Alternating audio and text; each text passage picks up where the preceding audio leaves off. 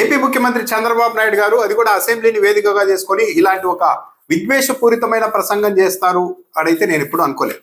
కానీ చంద్రబాబు నాయుడు గారు చాలా బాధ్యతారాహిత్యంగానే ఈరోజు అసెంబ్లీలో మాట్లాడారు అన్నది ఆయన మీద గౌరవంతోనే చెప్పాల్సి వస్తుంది. చంద్రబాబు నాయుడు గారు చేసిన కొన్ని వ్యాఖ్యలు చూస్తే పూర్తిగా ఈ రాష్ట్రాన్ని చంద్రబాబు నాయుడు గారు ఒక మతపరమైన విభజన దిశగా, ప్రజల్లో ఒక వైషమ్యాన్ని సృష్టించి రాజకీయం చేసే దిశగా తీసుకెళ్తూ ఉన్నారు అనేది చాలా క్లియర్ గా అర్థమవుతుంది.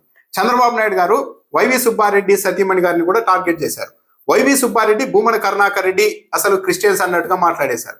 వైవి సుబ్బారెడ్డి సతీమణి బైబిల్ తీసుకొని తిరుగుతున్నారు చూడండి అంటే ఒక ఫోటో చూపెట్టారు. ఆ ఫోటో ఏంటి అంటే వైఎస్ విజయమ్మ గారు ఒక పుస్తకాన్ని రచిస్తే దాన్ని ఆవిష్కరించే సందర్భంగా తన చేతుల్లో ఉన్న బైబిల్ని అక్కడ ఎవరికి ఇవ్వాలి అని చూస్తూ ఉన్నప్పుడు ఆమెకి ఇచ్చారు, పక్కనే ఉన్న చెల్లెలకి. దాన్ని పట్టుకొని ఆమె బైబిల్ పట్టుకొని తిరుగుతున్నారు చూడండి అని చంద్రబాబు నాయుడు గారు చెప్తున్నారు. ఎంత అసత్యం! ఒకవేళ బైబిల్ పట్టుకోవడంతోనే ఆమె హిందూ కాకుండా పోతే మరి చంద్రబాబు నాయుడు గారు అనేక క్రైస్తవ సభల్లోనికి వెళ్ళి ఏకంగా వాళ్ళకి సంబంధించిన డ్రెస్ కోడ్ ని కూడా ఫాలో అవుతూ బైబిల్ సూక్తులు చదివారు కదా, మరి దానికి ఏమనాలి? యేసుక్రీస్తు చాలా గొప్ప దేవుడు అని కీర్తించారు కదా, తప్పేం కాదు. చంద్రబాబు నాయుడు గారు చేశారు కదా, మరి హిందూ కాకుండా పోతారా ఆయన? దాంతో పాటు చంద్రబాబు నాయుడు గారు ముఖ్యమంత్రిగా ఉన్న సమయంలోనే 2018లో విహెచ్పి వాళ్ళు ఏకంగా తెలుగుదేశం పార్టీ నాయకుడు పుట్టా సుధాకర్ యాదవ్ ని టీటీడీ చైర్మన్ గా మీరు ఎలా నియమిస్తారు అంటూ బహిరంగంగా ముఖ్యమంత్రికి లేఖ రాశారు కదా. పుట్టా సుధాకర్ యాదవ్ క్రైస్తవ సభలకు ఫండింగ్ ఇస్తూ ఉంటారు, ఆయన క్రైస్తవ మత ప్రచారాల్లో ఆ కార్యక్రమాల్లో కూడా పాల్గొంటూ ఉంటారు.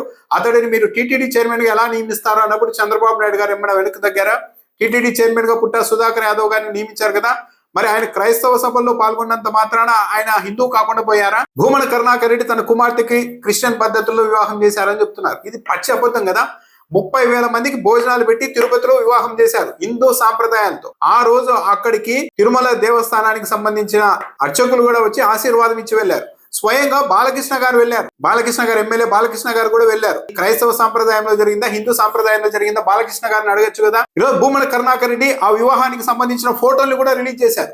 చాలా కాలంగా చెబుతూ ఉన్నప్పటికీ కూడా చంద్రబాబు నాయుడు పదే ఇలాంటి సత్యదూరమైన మాటలు మాట్లాడుతూ ఉండడంతో ఈరోజు భూమన కరుణాకర్ రెడ్డి ఫోటోలు కూడా రిలీజ్ చేశారు. మరి దీనికి చంద్రబాబు నాయుడు గారికి ఏం సమాధానం చెప్పగలుగుతారు? సరే, చంద్రబాబు నాయుడు గారి ఆర్గ్యుమెంట్ నే పరిగణలోకి తీసుకున్నా ఏ కుటుంబంలోనైనా తన కుమార్తెని ఇతర మతస్థులకు ఇచ్చినంత మాత్రాన ఆ కుటుంబం హిందూ కుటుంబం కాకుండా పోతుందా? చాలా విచిత్రం అనిపించే మాట ఏంటంటే పదే ఎందుకో చంద్రబాబు నాయుడు గారు హిందువులుగా పుట్టిన వాళ్ళు ఎవరు కూడా వెంకటేశ్వర స్వామి భక్తులుగా కాకుండా ఉండరు. ఎవరు కూడా బహిరంగంగా ప్రతి వేదిక మీద మేము వెంకటేశ్వర స్వామి భక్తులం అని చెప్పుకోరు.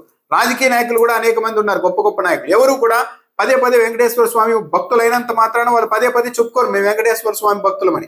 కానీ చంద్రబాబు నాయుడు గారు మాటకు ముందు మాటకు తర్వాత నేను వెంకటేశ్వర స్వామి భక్తుడిని అని ఎందుకు చెప్పుకుంటున్నారు? ఎక్కడ నేను చెప్పేటువంటి నిజాలు కాదనుకుంటారేమో అని వెంకటేశ్వర స్వామి భక్తుడిని, వెంకటేశ్వర స్వామి నాతో ఇవన్నీ చెప్పించారు అన్నట్టుగా ఒక ప్రచారానికి చంద్రబాబు నాయుడు గారు సిద్ధపడుతూ ఉన్నారు. అంటే ఆయన ఉద్దేశాలు ఏంటన్న దానిపైన కూడా ఇక్కడ చర్చ జరిగేందుకు అవకాశం ఏర్పడుతుంది కదా. వెంకటేశ్వర స్వామి అలిపిరిలో బాంబ్ బ్లాస్టింగ్ నుంచి నన్ను కాపాడారు అని చెప్పారు. నిజం, వెంకటేశ్వర స్వామి కరుణ లేకుంటే అంత బ్లాస్టింగ్ నుంచి చంద్రబాబు నాయుడు గారు బయటపడడం అనేది దాదాపు అసాధ్యమే. కానీ దాన్ని ఇంకోలాగా ఎందుకు అన్వయించుకోకూడదు? చంద్రబాబు నాయుడు గారు లైన్ లేనికే వెళ్ళి ఆలోచిస్తే వెంకటేశ్వర స్వామి అనుకుంటే మావోయిస్టులకి అలిపిరి దగ్గర మందు పాత్ర పెట్టాలి అన్న ఆలోచన రాకుండా చేయవచ్చు కదా.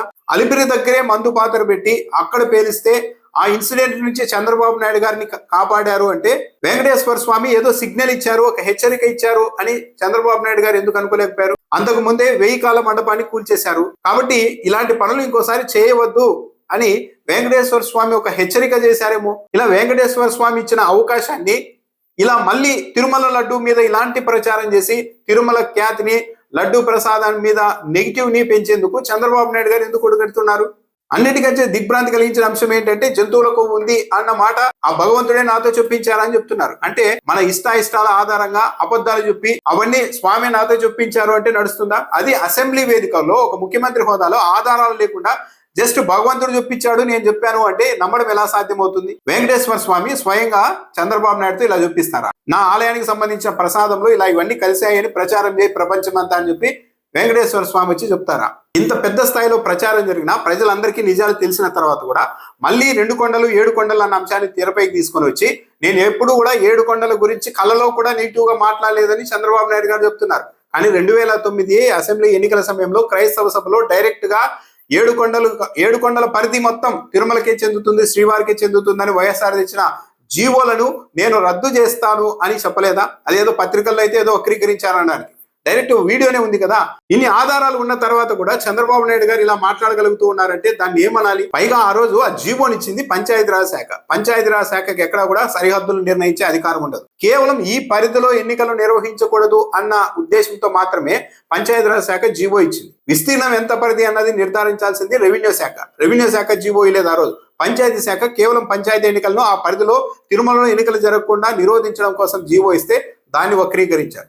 చివరకు ఏకంగా 332 చదరపు కిలోమీటర్ల పరిధి మొత్తం తిరుమలకే చెందుతుంది, శ్రీవారికే చెందుతుందని వైఎస్ఆర్ గారు జీవో ఇస్తే ఆ జీవోని రద్దు చేస్తానని జీవో నెంబర్లను చదివి మరి బహిరంగ సభలో చంద్రబాబు నాయుడు గారు మాట్లాడారు.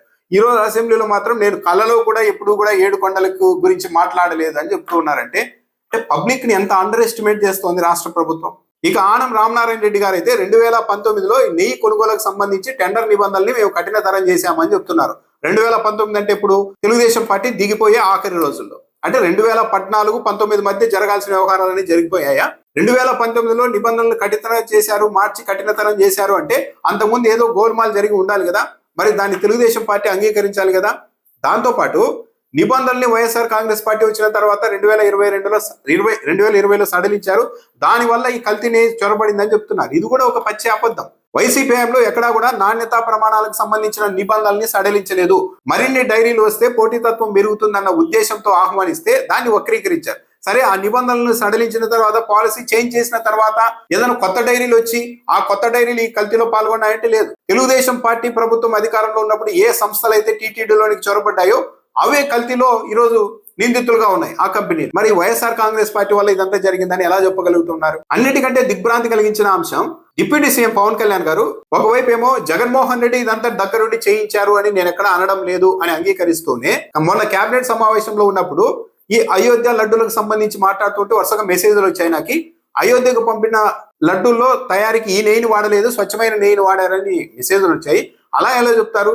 అయోధ్యకు పంపిన లడ్డూలు అలాంటి నెయ్యి వాడారు అని ఎలా చెప్తారు అని అంటున్నారు. అంటే ఇక్కడ పవన్ కళ్యాణ్ గారి ఉద్దేశం ఏంటి? పవన్ కళ్యాణ్ గారు, చంద్రబాబు నాయుడు గారు ఒక నిర్ణయానికి వచ్చి తిరుమల లడ్డూల్లో కలవకూడదు కలిసింది అన్న ప్రచారమే అందరూ నమ్మాలి. అందులో ఏది కలవలేదు, అయోధ్యకు పంపిన లడ్డూల్లో ఏది కలవలేదు అన్నది సిట్టు తెచ్చినా, ఈనాడు పత్రిక రాసినా మేము ఒప్పుకోం. అంటే ఉద్దేశాలు ఏంటి? లడ్డు అపవిత్రమైంది అన్న మాటని చూడడానికి, వినడానికి వీళ్ళు ఎక్కువగా ఇష్టపడుతూ ఉన్నారు.